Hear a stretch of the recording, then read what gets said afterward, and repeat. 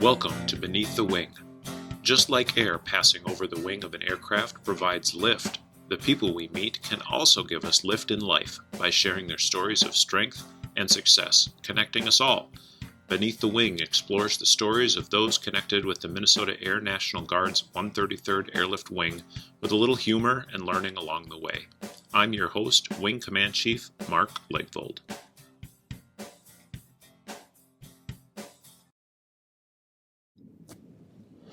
Joining me for this episode of Beneath the Wing is Master Sergeant Brian Doblar, the 133rd Airlift Wing's First Sergeant of the Year and former First Sergeant for the Logistics Readiness Squadron. Sergeant Doblar is a traditional guardsman, meaning he drills 1 weekend a month, as well as a few weeks for training and deployments, and balancing a full-time civilian career, and balancing a family, and being Megan's husband and father of 3 boys. So, welcome. Thank you. Glad you joined me for Beneath the Wing. So when I say you were the First Sergeant of the Year for us, standard question, what is it you say you do here? What does a First Sergeant do? And I actually legitimately just got asked this question by a guy who never, the concept is foreign to people that work out in the civilian world. Mm-hmm. What's a First Sergeant?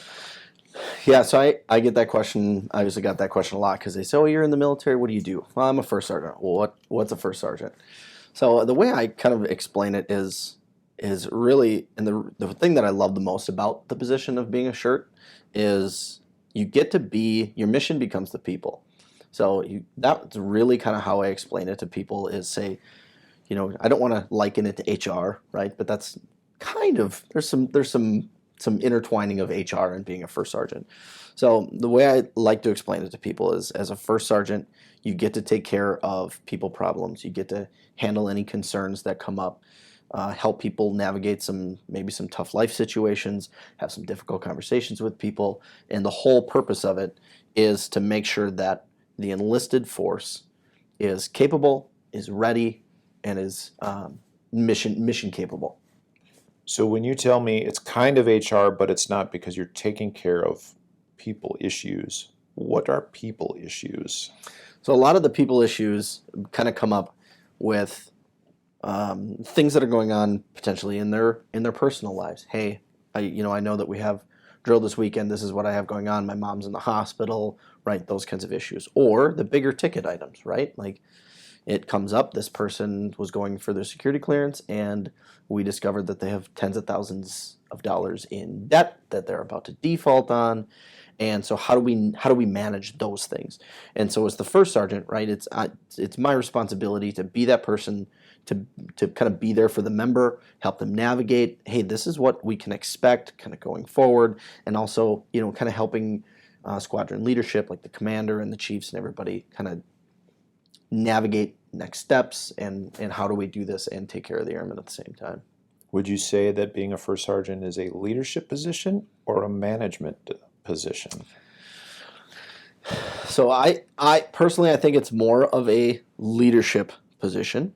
So what's the difference? That's a very good question. So to me, a management position is one where you are sort of in charge of the day-to-day operations, right? The scheduling, the tasky stuff that needs to get done, right? That stuff. You're managing somebody. You're managing a system, managing a process.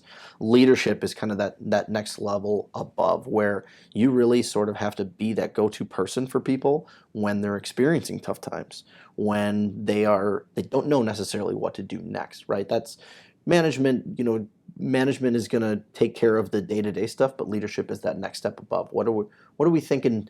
You know, how is this going to potentially impact the next 3 to 6 months, right? Say, for instance, someone has a deployment coming up. Well, now you have this issue that could potentially impact their ability to deploy.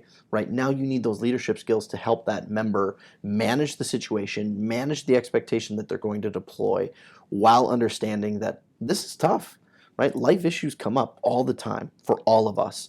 And it doesn't make you necessarily a bad person, right? It's just these things happen.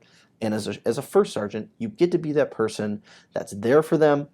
Your mission is to make sure that they get a fair shake in things, that they can come to you and confide in you when they have an issue, and that they know that you're going to be there to do everything you can to take care of them, which to me is a little bit more of a leadership trait. It requires a high degree of trust between the people and you as a first sergeant, Absolutely. doesn't it? Yep. So when in that relationship of trust, how do you build that? And this kind of goes to every single organization, whether you wear a camouflaged uniform or a different colored uniform or a suit and tie, or a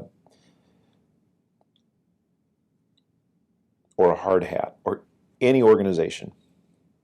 The trust that is developed between people in that organization is really important. And you stepped out of a role in security forces and into a first sergeant role in a completely different organization. How did you build trust with people? To me, building trust kind of starts with letting them know that I'm genuine through my actions, right? It's, you can say that you're this or that or whatever, but ultimately it comes down to you have to exhibit those traits, right, that you want people to see in you, and you have to let them start to understand that and start to internalize that about you. So one of my big kind of tenets of when I come into a new position is not to come in guns a-blazing, going, I'm going to do this, I'm going to do that, I'm going to change this, I'm going to change that. No, come in, get acclimated to your environment, let other people get acclimated to you, because, I mean, a first sergeant coming into a unit from, another squadron that doesn't understand the dynamics of, all of the dynamics that are in an LRS unit where you have other flights that, are independent, you got to learn your role too, right? And learn your operating environment and understand some of the people dynamics, right, that are there. And then to me, in doing that, that's how you get people used to you as well. So that's always been one of my big tenets, is I don't want to be one of the people that just comes in guns a-blazing.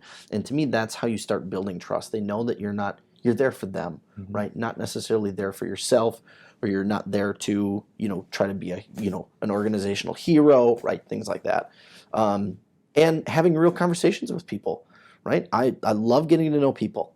And so I'm frequently asking people about their personal lives, right? Are you married? You got kids, right? And trying to relate to them if they do have kids, right? I remember what it was like not having kids and having all this time on my hands, right? No more. Yeah, no more. Yeah. So just those kinds of real conversations to get to know the person that I'm talking to. So you get to know more of the human side of people that do the work in your squadron, and developing those relationships, getting some rapport. One thing that I have learned through my career of working with human beings is they're going to break your heart. Totally. They're going to do things that disappoint you, just like raising kids. They're going to do things that are hard. They're going to go through things that are hard, like you said. What's one of the hardest things, protecting your human beings, of course, but what's one of the hard things about being a first sergeant? Some of the hard stuff you've had to deal with?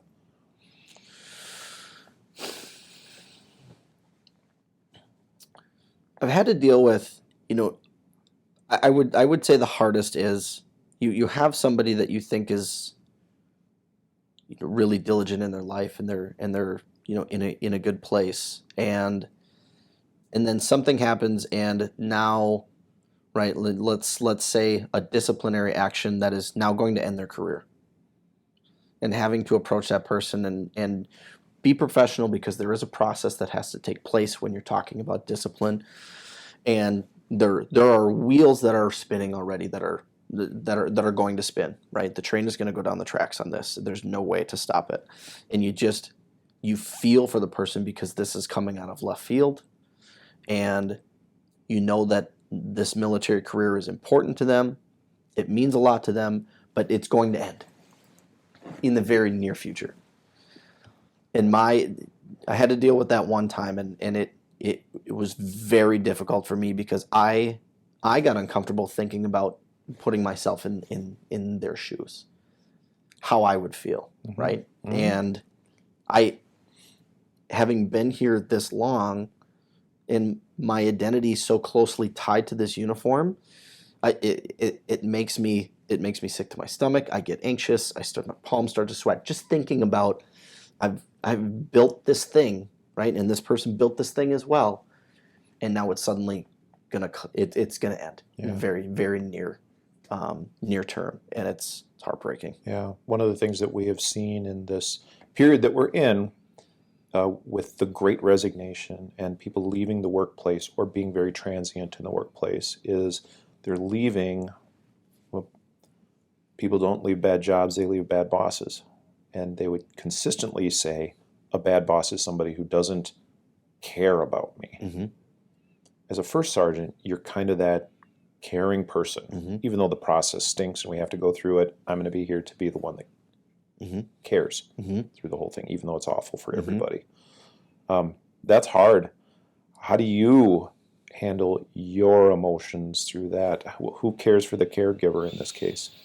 So that's a really good question. And you know, with my background being in law enforcement, right, having to have those really difficult emotional, you know, I liken it to my first DOA with the police department. My first DOA was a guy who was in his early 60s, and his brother walks in and lays down next to him and is pleading with him to wake up, right? And I'm brand new to the job. And so I've become very accustomed to sort of managing my emotions and detaching myself from those, especially having a brother and, you know, being close with him. Sure. I had to learn very quickly at that time to manage my own emotions.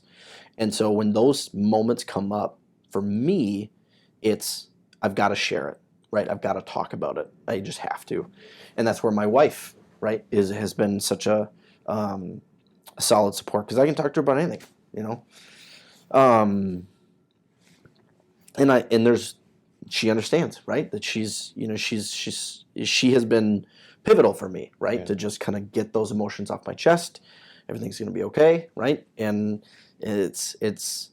that's for me how I manage my emotions when those things happen. And you know, I share those things with her, and you know, she knows that I need to kind of talk it through. You know, and I'm open talking about those things with just about anybody that will listen to. Yeah. So having other shirts going through the same trials and tribulations helps as well. So the First Sergeant Council is a big sounding board for all of us to say, this is tough.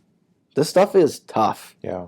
And you know, especially when you know the new shirts show up, and you know, it's for those of us. I mean, when I came on as a shirt, I mean, it was a very big transitional period where a lot of us were new. And so we were all kind of trying to figure it out together. Well, I have some experience in this particular process, but let's talk about, you know, this is going to be tough. Yeah. And so really just kind of leaning on each other like that. Having a good group of colleagues that are trusting in one another to be emotionally vulnerable and professionally vulnerable, saying, hey, I don't know everything, or I don't know if I handle this well, or I just need some good sage wisdom and guidance, and trusting one another. That's something that is so extraordinarily helpful in these tough positions.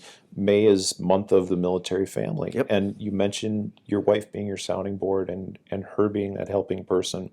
We so frequently, when we talk about the sacrifice of the military and the military members, and then we talk about the sacrifice of the military families, the kids, the spouses, the parents who pick up the pieces when son or daughter deploys, rarely do we talk about the emotional support that our military families give their spouses when they come out here and serve, because relationship and the person that serves to the left and right of you, those relationships are so key, and it wears on our heart. And we talk about it when we get home. Yep. So I'm so glad that you mentioned that, and I'm so glad that you've got a good helper in that. Great helper. At home. You mentioned shirt.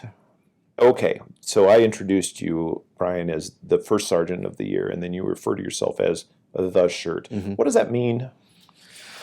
Where'd that come from? Yeah, I've done a little bit because I've been asked that too. Like, what's a shirt? Why did they call them shirt? You know, and there's different names for it, right? The Army calls them top.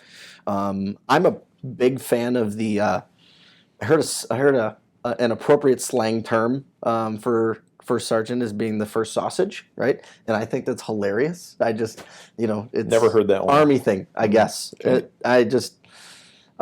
So shirt is just kind of the quick way to say first sergeant, right? That's kind of how I liken it. And a nickname, which I kind of liken shirt to be as a nickname, to me is a sign of sort of acceptance, right? Because you don't give nicknames to the people that you don't particularly care for, right? It's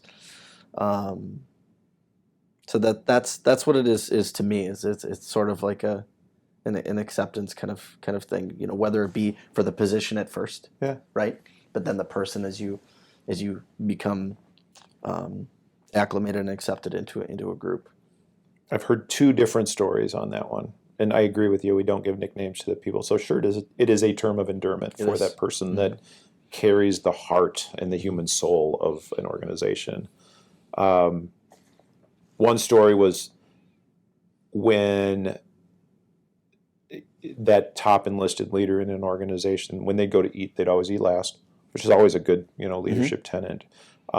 Boots would come, they'd always get the last bit of boots. They'd always get the last, of everything. But when new uniforms came, they always got the first shirt. Interesting. Yeah, so I heard that one. And then work crews would go out and they'd be, digging a trench or foxhole or whatever, and of course it's hot, so they'd all take their shirt off, but one person was in charge. And so when somebody would come up and, hey, who's in charge around here? Talk to the shirt. Talk to the shirt. Yeah. That's funny. But I like the nickname one. It just it does make a whole lot of sense. As a first sergeant, you did a ton of work the last couple of years, taking good care of airmen and soldiers here at the wing during our activations. We've been downtown after George Floyd was murdered. We sent folks off to Washington, D.C. This base was a very busy place. What did you do as somebody that's supposed to carry that heart and soul of an organization and take good care of the people doing the work? What was your role as a first sergeant when we were actively doing work, military work? That's a really great question. So initially when in 2020, when we had the initial activation, I wasn't quite a shirt yet. I actually got pulled back into this role with security forces and was given a security mission at the armory. But still already being in that position, still trying to embody that in taking care of people. We know that these are tough situations, right? This is where the rubber meets the road for us and what we do. So understanding that, there are going to be people that are going to not have the things that they need, right? Which to me was kind of step number one, especially when it came time for Operation Safety Net, right? It was everything was in place, and then we had to hit execute before we were ready to hit execute, and now people are still missing things. There are certain things that just aren't quite at the forefront yet, right? Such as food, right, was a big one. I can go and the first thing I do when I get activated as a first sergeant for Operation Safety Net is I kind of go around, okay, where are my people at, right? Because they're spread out all over the Capitol complex and in St. Paul, and I was responsible just for St. Paul. Minneapolis hadn't quite been stood up yet, but where is everybody at? I need to know who do I have, what am I dealing with, who do I need to support? And in it being a joint operation, obviously there was a lot of Army soldiers as well, and so what do you guys need? That's my first question. What do you guys need? I'm here to facilitate that. If that requires a phone call, if that requires me to go and do something or go purchase something off that you guys don't have access to, right? That's what I'm here for, right? Because I want you guys. I understand that this is it's tough duty, right? Where we don't know exactly what's going to happen as this thing evolves, and so it's really how can I best set you all up so that it's a little less miserable, a little less tough emotionally, things like that. So that, that it came down to essentially just providing them with something tangible that helped them get through it, right? So one of the big deficiencies was, they're basically positioned in certain places, and there's no way for them to just grab a drink, grab a snack, grab something like that. And thankfully, I was pointed in the direction of the Beyond the Yellow Ribbon Network, and I reached out to that resource, and we were able to get donations from their support network, and they flooded us with Gatorades, right? Bottled water, snacks, right? The things that these guys are going to need as they're as they're waiting for something to happen. And so we got deliveries basically by the van load, and stocked these guys up. And that's such a huge thing for them, because now we've brought them some sort of something that they can look at and just, they can rely on that stuff to get them through the next couple days or whatever else. And it was a fun moment for me, because the Air Force guys are like, great, finally we get what we expect, and the Army guys go, where did you get all that stuff? Right? And they go, well, none of our guys are bringing us that stuff. I said, this stuff is for you too. You're right here with us. There's a big difference between a first sergeant in the Army 100%.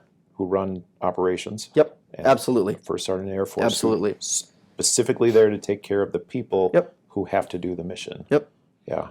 So it was that was a great feeling, right? Because obviously, I care about these guys, and I want them to, I know what it's like to sit and wait and wait and wait. It's a lot better to sit and wait and wait and wait if once in a while you can get up and go grab a bottle of water or go grab a snack or something like that. Yeah. And then obviously facilitating other things that they, mission essential stuff that they're needing, like laundry.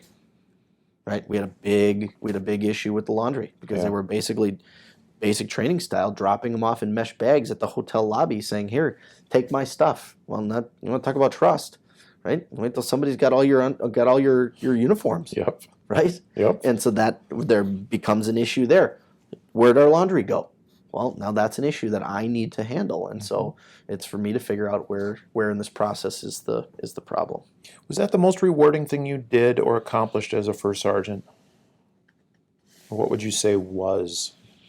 And I'm using past tense now, because you are doing something that's relatively painful, and that is, after being a first sergeant, after achieving First Sergeant of the Year, after holding people's hearts and souls in your hands in an organization, you're taking the diamond off, and it's an emotional event. It's hard. What are you most proud of? That's a big one. That one definitely was, because that's really where you, short of deploying as a first sergeant, which I didn't get the opportunity to do, that's really where that's, like I said before, it's where the rubber meets the road, right? Like that's really why you're there. You have people who are actively doing a mission, and there are some deficiencies for those people, and you get to be the person to bring some, I don't know what you want to call it, happiness. You want to bring them something that's just going to help them get through, right? It's a nice gesture, right? Do they need that stuff? No. Is it nice to have? Very much so, especially when you're sitting waiting and waiting and waiting for something to happen. The other thing that's I would say, aside from that stuff, is it's just those one-on-one conversations that you get to have when people come in and say, "Hey, sure, you got a second?" Yeah, absolutely. Right? I just want to talk something. I just want to get it off my chest. One of the big times was when the COVID vaccine became mandated. Right? I had a lot of people in my office, right, that were having a very tough time deciding what to do, because they felt deeply about two conflicting things, right? And that was, personal beliefs about the vaccine and about COVID and things like that, and their military career and their drive to serve, right? And so they come to my office, and I'm more than happy to talk through it, because you have to be able to talk through it, right? If nothing else, just to get your thoughts out and have somebody who's just there to listen, right? I mean, to me, that's the most rewarding, because when people come to me, that's when I enjoy it, right? Because they trust me enough to know that I'm not there to judge them. I'm not there to try and steer their decision one way or another, although that is a little bit different. But at least I want to hear you out, right? And give validity to the personal conflict that they're experiencing, because that is tough, right? We all have personal beliefs, and in the military, sometimes you don't necessarily get to make decisions based on, decisions are made for you, right? And you have to follow them, and it may be in conflict sometimes with personal beliefs, and just kind of talking through those things and how do you manage that. It's a hard thing. Mm-hmm. We struggled with that for the last 2.5 years, 2 years. And that is the fact that we've got things that we have to follow. And people not ever wearing a military uniform will say, well, don't you just follow orders? Yeah. Well, yes, we do. But every human being behind an order that is following that order has feelings about it. Yep. And we don't always get it right when we give them. Mm-hmm. But the ability to have a person in a role that has the heart and the compassion to just listen and understand is so critical to keeping our good people here with a feeling that this is a good place to serve. Absolutely. Got to follow orders, and sometimes you don't agree with them, but you will. Yep. If you feel heard, you'll feel okay about it. Yep. Not perfect, but okay. And that's been a hard balance. Having first sergeants, having real good supervisors there doing that hard work, it has been a challenging couple of years, hasn't it? So you're taking the diamond off. I am. It is a significant emotional event. What are you doing now? So now I'm back in security forces, kind of going back home as the operations superintendent, which I didn't anticipate. I always knew I would go back to security forces when I took the diamond off. I didn't anticipate it being this soon. When you think about the progression of your own career, you sort of have a vision of how it's going to play out, how the variables that you think could go this way, it could go that way. I didn't anticipate being back here so soon. And it was a tough decision to make the transition because I loved what I was doing as a first sergeant. I really did. I loved it. I got very lucky. LRS is a fantastic squadron with great people to be a part of. And it was really hard to make that decision to leave them, to go back to security forces. But at the same time, I mean, security forces is, those are the people that I came up with. Those are the people I grew up with and I progressed in my career with. And so to have a chance to kind of go back and be that, try to be that leadership voice and leadership person to, lead a squadron of my peers. I couldn't pass up on the opportunity. I'm going to reintroduce you. We're going to take a break and unpack that a little bit. I've been talking with the 133rd Airlift Wing's First Sergeant of the Year, Master Sergeant Brian Doblar. We're going to take a quick break, hear an important message, and we will be right back, so please stick around. Hey everybody, Chief Legvold here. Wanted to take a moment to introduce you to a wonderful resource that we all have available to us called MilitaryOneSource.mil. If you're old like me and you plug in MilitaryOneSource.com, it'll just bring you to the .mil webpage. So Military One Source is the one to remember. It's got all kinds of great information on military life cycle, education and employment, health and wellness, family relationships, you name it. You can find it, and it is a free resource for military members. If you're a podcast fan of this one and others, they also have several podcasts that you can access through MilitaryOneSource.mil, and you can listen to learn about all the resources that you have available to you. So please take a moment, go to MilitaryOneSource.mil. Let's get back to First Sergeant Doblar. I've been talking with the 133rd Airlift Wing's First Sergeant of the Year, Master Sergeant Brian Doblar, now the Security Forces Superintendent. So you're moving back into your original career field. Let's talk about career transition and what your goals are, and maybe relate this back to what your goals were when you became a first sergeant and moved into. Because you've been gone from security forces for a while, and there's a churn and a turnover.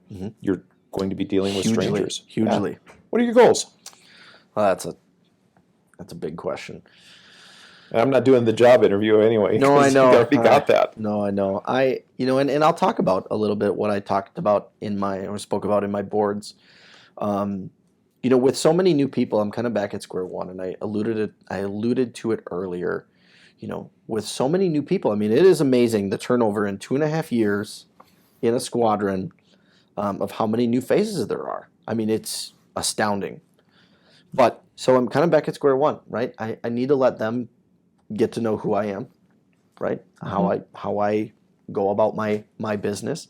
But this is a little bit of a different challenge. It's similar to the transition to being a first sergeant, because now I'm again a part of a leadership team, right? And so I'm going into it with the mentality that the position I'm in is really kind of the conduit between leadership and the enlisted force, and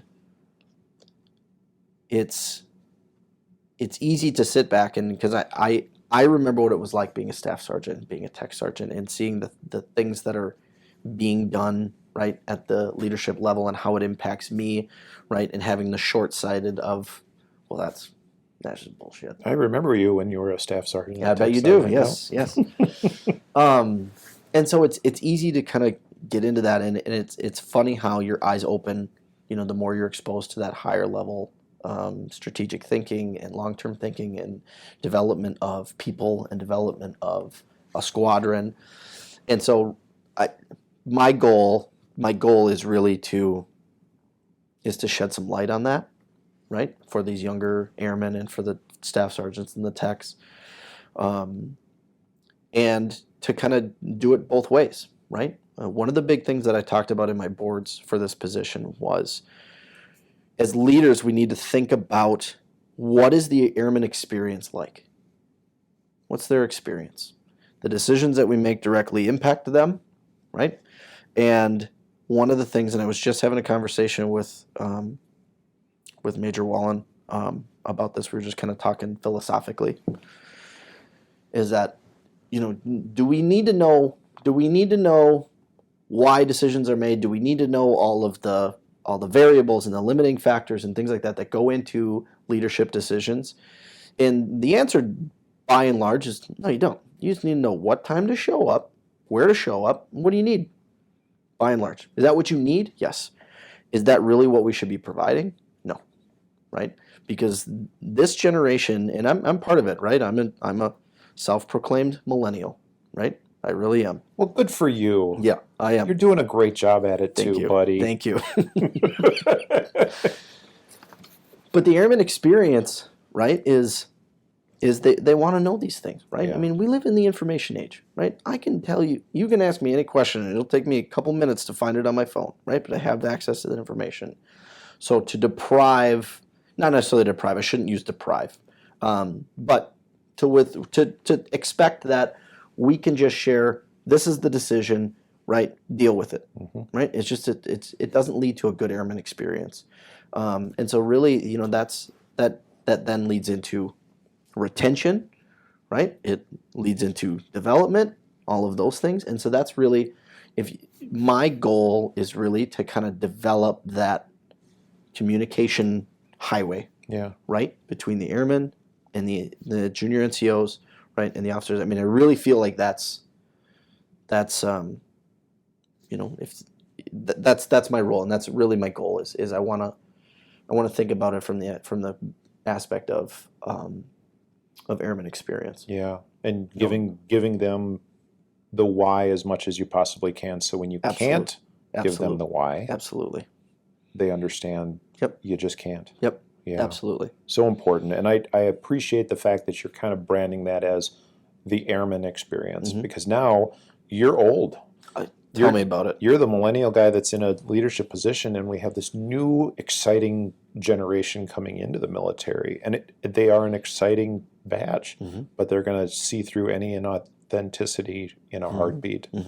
And I love that about them, because it challenges us as the old people in the organization to just do better. Yep. Just Absolutely. do better.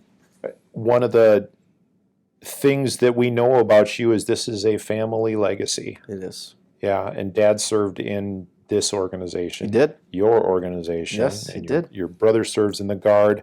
Where did that ethos of military service come from in your family?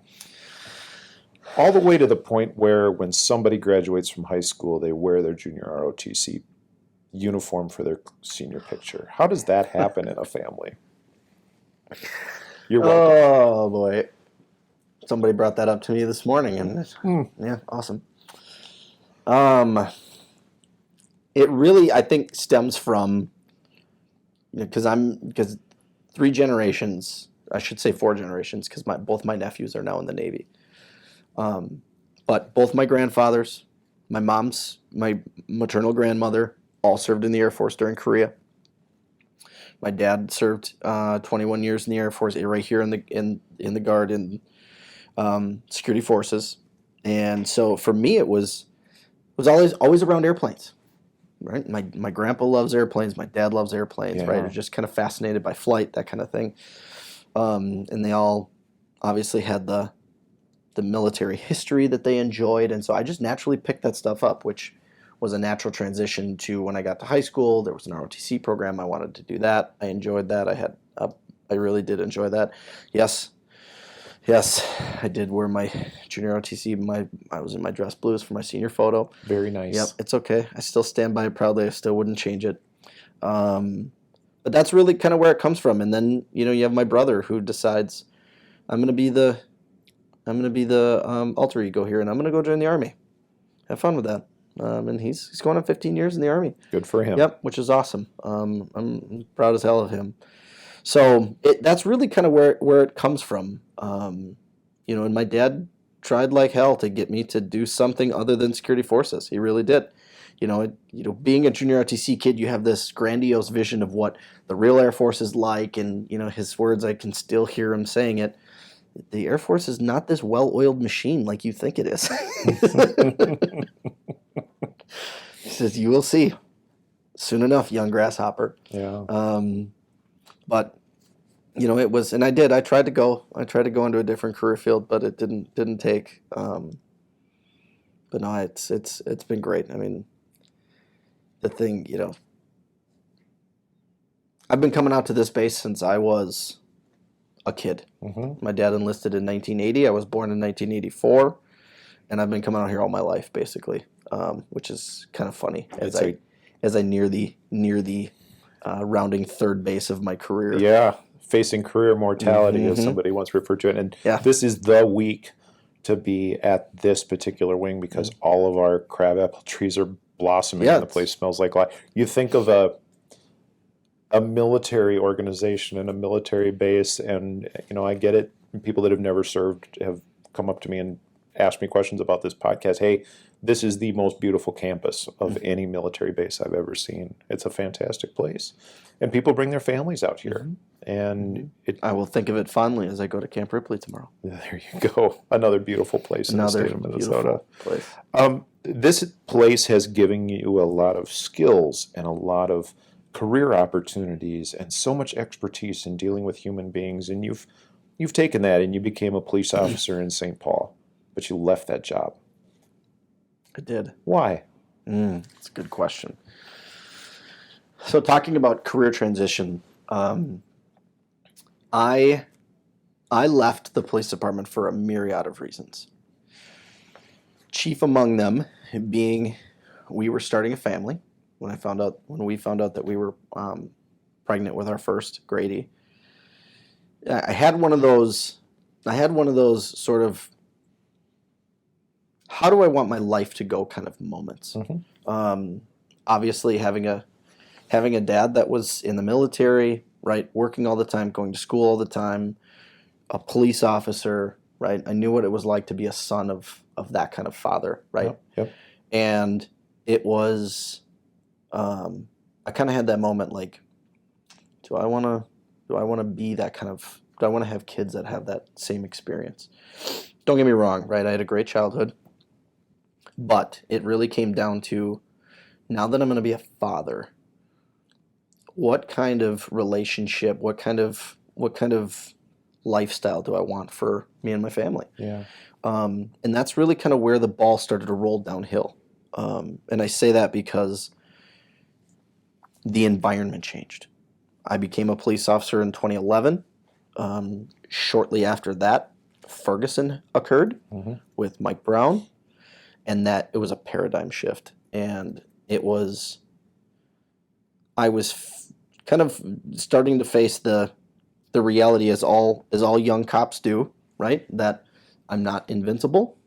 I am mortal, and there are a lot of risks in this job. and some very, very, very serious consequences for things going south in this job. And I was kind of faced with those potential consequences were changing. And I tell people this a lot.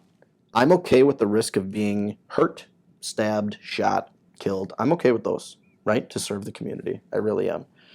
But when things started to change to now, right, that officer's name is front page in every newspaper around the world, the addresses of your kids' schools, your wife's work, right, your parents' house, right, things like that. And now they're starting to face the brunt of some consequences, right, for actions that you're taking on the job, right, whether they be right or wrong, right? I mean, that's that's the reality, right, is it's such a difficult job to begin with, right? And sometimes as a police officer, you have to do things that on the surface to someone who isn't privy to all the information can look very bad. There was a commander that worked at St. Paul, and he said, use of force never looks good to somebody who's watching as a disinterested third party. It never looks good. And so that kind of thing, you could be completely justified in your actions, right? But now, because of social media and things like that, your actions now look even worse because those videos can be edited to tell whatever story they want. And now the consequences of those actions are not just you getting hurt, you getting shot, right? Things like that. Now you're potentially talking about threats against your children, threats against your family members, and that really kind of skewed the risk reward balance for me. And I kind of had this moment where I sought the counsel of a lot of the senior officers that I worked with. And I asked them a very simple question. If you could go back to being 30 years old and having less than 10 years on this job, would you still be here? And it was a resounding no. It is hard work. It's hard work, right? And so I kind of had that moment where I said I had better make my decision now and live with it either way. And I kind of, obviously in counsel with my wife, she had to be 100% on board with it. And she, again, right, she told me, she said, verbatim, she said, you can go be a garbage man or you could go be the president of the United States, and I support you no matter what. Okay? So now I have the freedom, right, to know that I have the support at home to go and try and be who I want to be, right? And at that point in my life, I know that I'm only 30 years old. 30 years old seems old when you're 22, right? But not when you're 65, right? I'm not 65, and 30-year-old still, it seems pretty young. Yeah, it does, right? Yep. And so that's kind of how I think about it, right? What is the 60, 65-year-old me, what would they want me to do? So the 65-year-old you is going to look back at where you are now, and they're going to see a workplace violence prevention case manager. Same question as first question. What is it you say you do here? What is that job?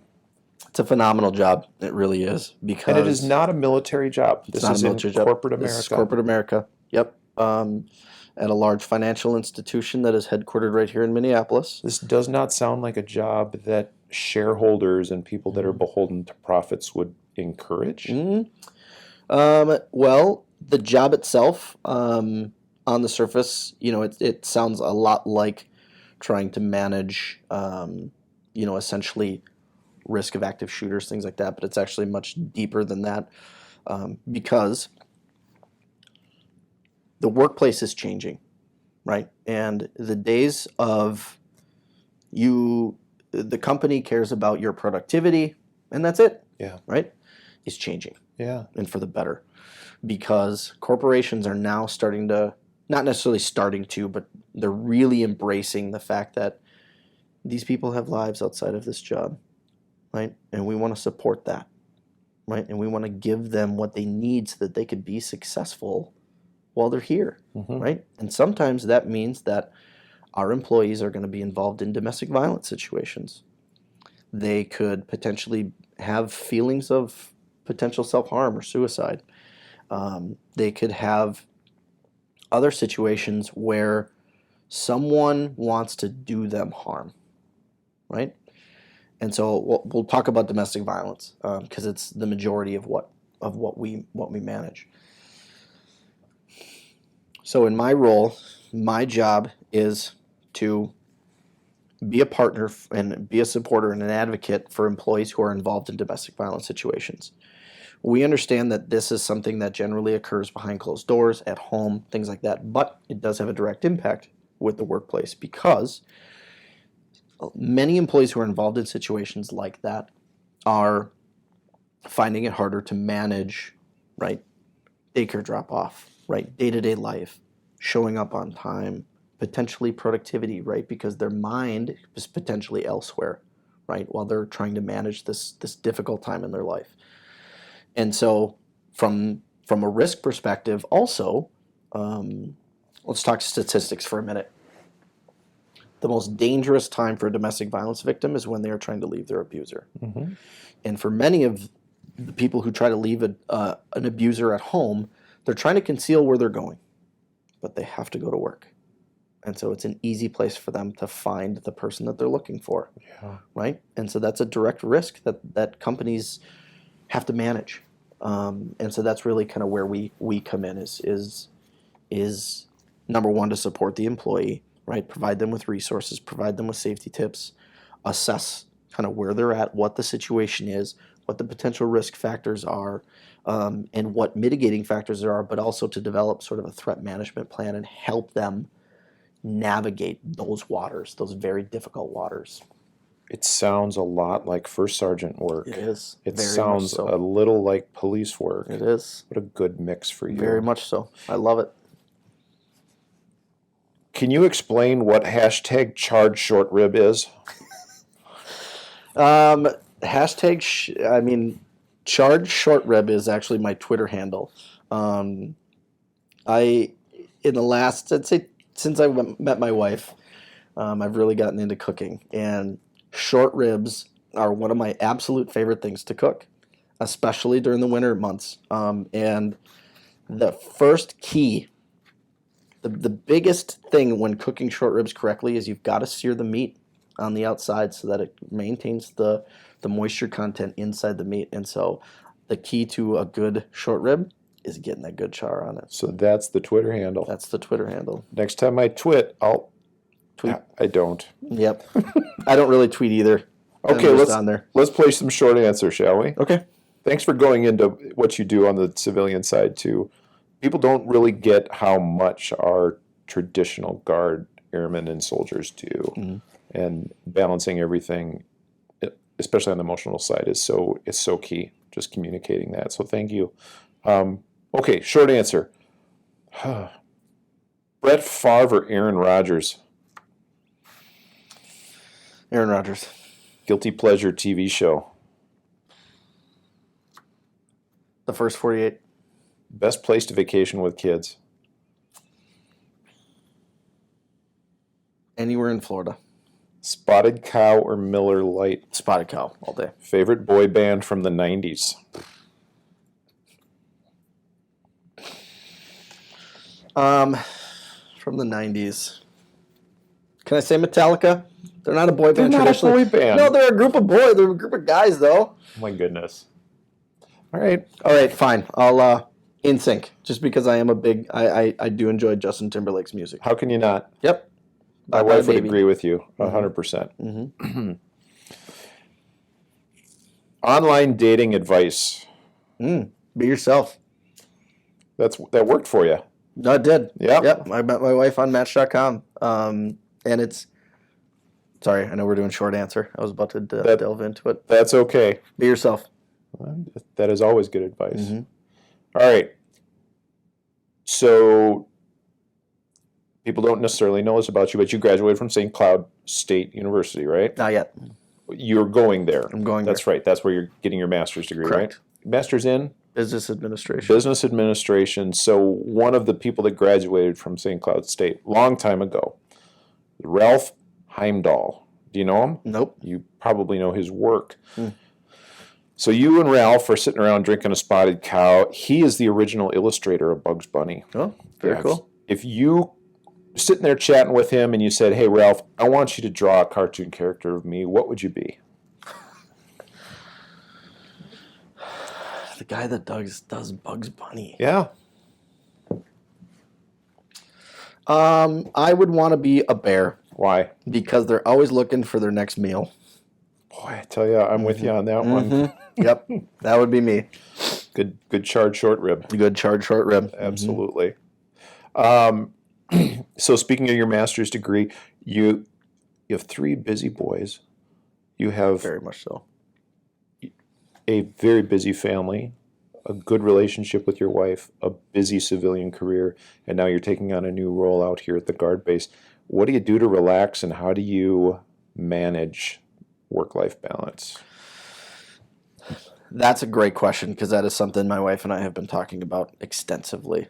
That's a struggle every airman, every soldier, every human being goes through. It is, and everything's kind of coming to a head, right? With grad school, guard, right? LRE, going to Ripley this week. Megan's going to listen to this and be very interested in She the is. answer. Well, trust me, we talk about this extensively. We really do. Yep. Because her and I have both gone through these times in our lives where we have just packed our plate full. And hers occurred a couple years ago. And she just got to a point where she says, I need to simplify things. I can't dedicate time to this and this and this and be a mother, right? And be a wife and, you know what I mean? And all of these things. Yeah. And I am very quickly getting to that point too. Thankfully, several of those things I'm towards the end of. I have 1 year left of grad school. I'll graduate next May. Yeah. I have 18 years of service to this country in this unit. So do the math, right? I mean, it's got one of those little squiggly lines that says roughly 2 years, depending on how things go. But right now, I have to, and I'm not that good at it, I'll be completely honest with you, is compartmentalize, right? Dedicate this time to this. With a full-time job. And when I started grad school, I just thought, okay, great. Any time that I'm not working is grad school time. And Megan says, I can't do this without you. Dinner and baths and baseball and all this other stuff. And so she very clearly, and said, I need your help. And that's, I think, such a huge thing because I said, you're right. Absolutely. 100%. I can't just not be a husband. I can't just not be a father because I'm in grad school and things like that. So we have had that partnership, and and I'm always happy to cook dinner. We share that responsibility very evenly. So when you're doing the thing, do the thing. And I'm not the best at that because I am a procrastinator. I really am at heart. And so it's difficult for me to do that, really, really focus on it because my mind's got that list of I've still got to get this and this and this and this done. So there are things that definitely suffer, but that's how I try to do it. And when you've got the moments to hang out with the boys or hang out with the spouse or hang out with Megan, do those things. And be in it. Be in it. Yeah. Be present. True. Hey, this podcast is right at the end of May. Memorial Day is coming up. And your family's done a lot of military service. Rounding things out, what message do you have for people that are thinking about serving, have served, or are serving as we roll into Memorial Day?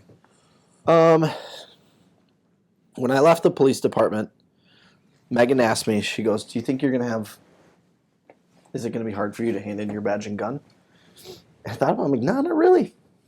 You're really not. And it wasn't. I slid those things across the table and said, you guys can have them. Have a good day. Yeah. Bye. And I never looked back. Yeah. And then about 6 months later, she asked me the same thing about this uniform. I said, I can't part with that. I just can't.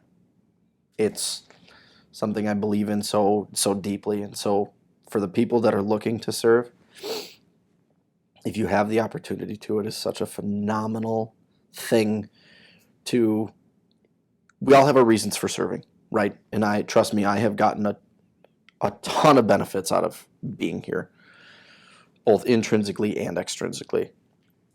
But for me, it's, when you boil it down to its core, right? It's just about being a part of something bigger than yourself, and it's hard to see that at times, right? When you're in the thick of things. But that's really kind of what it's boiled down to. If you have the opportunity, do it, because you will get so much life experience. You'll learn so much about people. You'll get to know such fantastic people. My closest friends are here, period. My closest friends are here.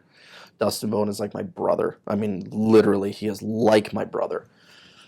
And just all of those tremendous relationships that you build that can come into, that could just develop. I mean, when Bill Hildebrand and I met, Bill Hildebrand and I went to tech school together.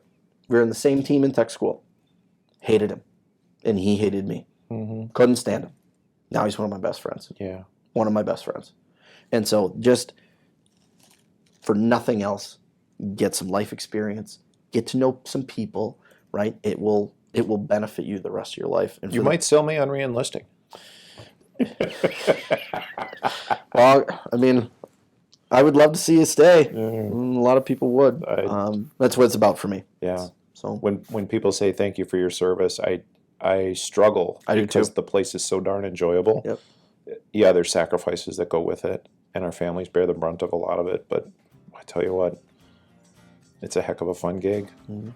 Brian Doblar, thanks for joining me on Beneath the Wing. I appreciate the time. This has been so great, and thank you for taking your commitment to the airman experience to your old home and adding that to our organization here and sprinkling a little First Sergeant magic dust out in corporate America. Yeah. We appreciate the work that you do. Hey, before we close out here, I would like to thank my team that's helping me put these together, David Gindorf, Jared Smith for helping me do background research and develop questions, and as always, the fantastically talented Amy Lovegren for producing. Thanks for joining me on Beneath the Wing. Hope you join me next time for episode 31, where we talk to another one of our awesome 133rd members. Take care. Happy Memorial Day.